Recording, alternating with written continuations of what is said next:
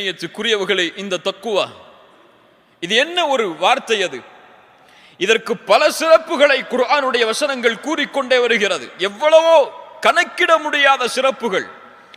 தக்குவாவை ஒருவன் அடைந்து விட்டால் இந்த உலக வாழ்வும் மறு உலக வாழ்வும் அவனுக்காகத்தான், வெற்றிக்காகத்தான். அதில் 2 சிறப்புகளை மட்டும் சொன்னால் போதும், ஒட்டுமொத்த சிறப்புகளையும் அது உள்ளடக்கி இருக்கும். அது என்ன சிறப்பு? யார் தக்குவாவை அடைகிறார்களோ, யார் இந்த இறையச்சத்தை, இந்த தக்குவாவை உள்ளத்திலே சுமக்கிறார்களோ, அவர்களுக்கு அல்லாஹ் கொடுக்கக்கூடிய பரிசென்ன? ஃபஇன்னல்லாஹ யுஹிப்புல் முத்தகீன். யார் தக்குவாவை கொண்டிருக்கிறார்களோ அவர்களை அல்லாஹ் நேசிக்கிறான். தக்குவாவை கொண்டவர்களை யார் நேசிக்கிறான்? யார் நேசிக்கிறான்? அர்ஷின் அதிபதி நேசிக்கிறான். வானங்களையும் பூமிகளையும் படைப்புகளையும் யார் படைத்தானோ அந்த ரப்புல் ஆலமீன் நேசிக்கிறான் யார் தக்குவாவை கொண்டிருக்கிறார்களோ அவர்களை. முதல் சிறப்பு. இரண்டாவது சிறப்பு என்ன? வத்தகுல்லாஹ் வஅலமு அன்னல்லாஹ மஅல் முத்தகீன். அல்லாஹ்வை பயந்து கொள்ளுங்கள், அறிந்து கொள்ளுங்கள், மேலும் அல்லாஹ் தக்குவா உடையவர்களோடு தான் இருக்கிறான். 2 சிறப்பு என்னங்க கேக்குறீங்களா இல்லையா? இல்ல மற்ற தக்குவாவுடைய பயன்கள் மாதிரி தூங்குறோமா? இல்ல மாஷா அல்லாஹ். 2 சிறப்பு என்ன? அல்லாஹ் தக்குவா உடையவர்களை நேசிக்கிறான். ரப்புடைய முஹப்பத், அல்லாஹுடைய நேசம். அல்லாஹ் ஒருவனை நேசித்தால் அவனுக்கு அல்லாஹ் சிரமத்தை தருவானா? அல்லாஹ் அவனை தண்டிப்பானா? வேதனையை தருவானா? மாட்டான்.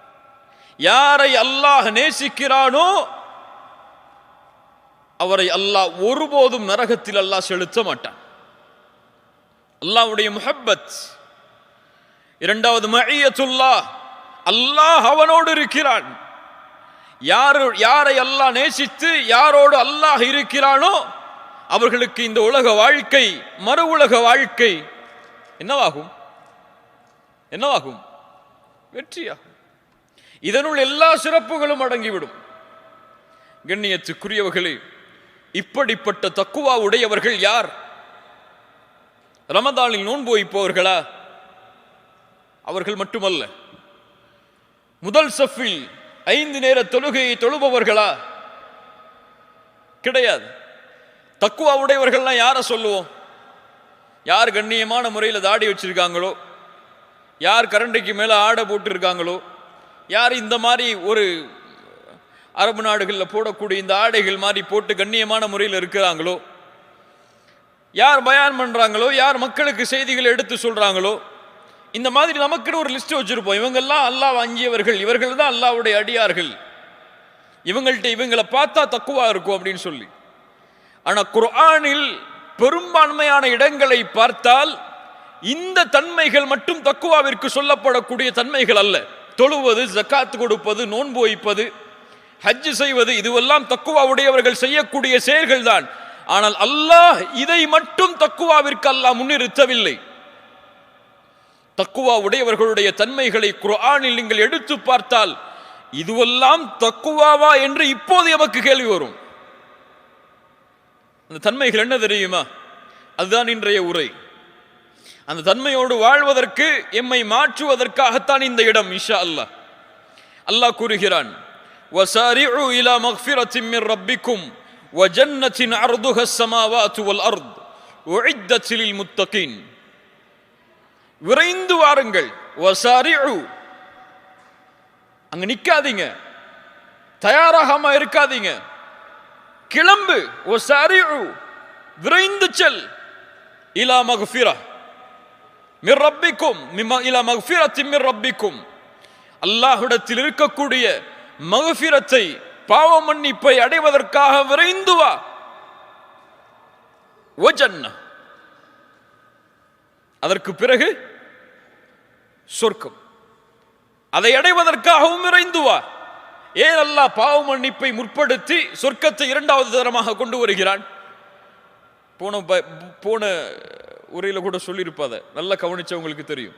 ஏன் அல்லாஹ் பாவ மன்னிப்பை முன்னிறுத்தி சொர்க்கத்தை இரண்டாவது தரமாக கொண்டு வருகிறான்.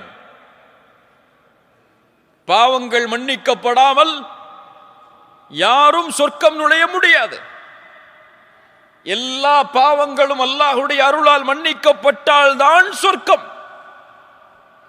ஒன்று அல்லாஹ் நாடினால் அவனுடைய அருளால் மன்னிப்பான், அல்லது அந்த பாவங்கள் அளவு நரகத்திலே தண்டித்து அதற்கு பிறகு அல்லாஹ் சொர்க்கத்திற்கு அனுப்புவான். அது அல்லாஹ்வுடைய கையில் இருப்பது, அல்லாஹ் தேர்ந்தெடுப்பது யாரை எப்படி அனுப்ப வேண்டும் என்று.